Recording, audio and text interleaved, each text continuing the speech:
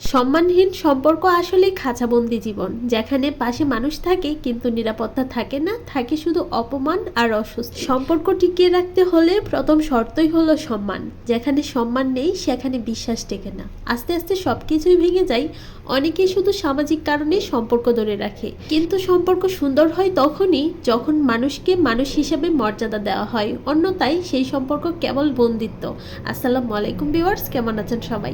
আলহামদুলিল্লাহ, আমরাও ভালো আছি। প্রতিদিনের মতো সারাদিনের একটি ব্লগ শেয়ার করব, আশা করছি পুরো ভিডিওটির সাথেই থাকবেন। সকালের নাস্তায় আজকে ঠান্ডা পাতের ফ্রাইড রাইস করেছি, আর এই খাবারটা আমার খুবই পছন্দ, মাঝে মধ্যেই বানিয়ে থাকি। যখনই বাসায় অল্প একটু ঠান্ডা ভাত থেকে যায় তখন আমি একটা ডিম দিয়ে এরকম করে বানিয়ে নিই।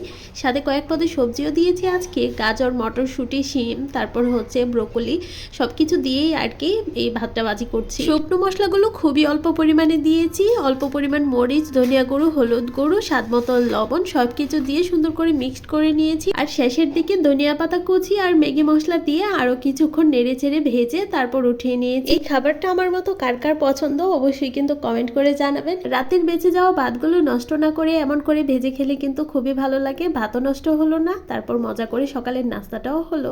যাই হোক, আমি আমার নাস্তাটা খেয়ে নিচ্ছি। মাঝে মধ্যে কাজ করতে ভালোই লাগে, আর মাঝে মধ্যে অনেক বেশি আলসেমি লাগে। আর যখন আলসেমি লাগে তখন আমার কোনো কাজই করতে ইচ্ছে করে না, আর যখন ইচ্ছে করে তখন আমি সব কাজ করে নিই। সেদিন হচ্ছে বাসায় মাছ নিয়ে এনেছিল দুপুরবেলায়, আমার কাটতে একদমই ইচ্ছে করছিল না। ঢেলা মাছ, তারপর হচ্ছে পোবা মাছ আর ইলিশ মাছ।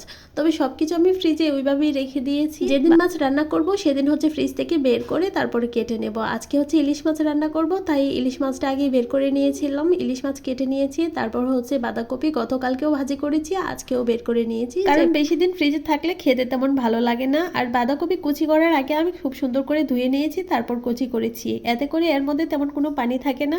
যখন ভাজিটা বসিয়ে দিয়েছি এর মধ্যে থেকে কোনো পানিও বের হয় না, যতটুকু পানি বের হয় ততটুকুতেই ভাজিটা খুব সুন্দর করে হয়ে যায়। এভাবে ভাজি করলে খেতেও ভালো লাগে। অপর পাশে কিন্তু আমি মশলা কষিয়ে নিয়েছি ইলিশ মাছ রান্না করার জন্য, সাথে টমেটোও দিয়ে, টমেটোর সাথে মশলা যখন খুব সুন্দর করে কষানো হয়ে যাবে তখন এর মধ্যে আমি মাছগুলো দিয়ে দিয়েছি। আজকে আর আগে থেকে ইলিশ মাছ ভাজা হয়নি, তাই একটু সময় নিয়ে মশলাটা খুব সুন্দর করে কষিয়ে নিয়েছি। এখন মশলার সাথে মাছগুলোকে ভালোভাবে মিশিয়ে আমি কিছুক্ষণ কষিয়ে রেখেছিলাম, তারপর ঝোলের পানি দিয়ে নিয়েছি।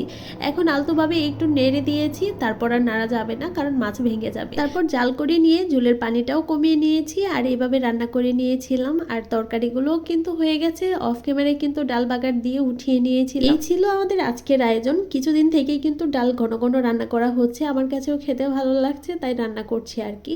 আর এইদিকে হচ্ছে সন্ধ্যার নাস্তায় একটু সেমাই রান্না করেছিলাম। আজকের ভিডিওটি এখানেই শেষ করছি, কেমন হয়েছে কমেন্ট করে জানাবেন। আল্লাহ হাফেজ সবাইকে।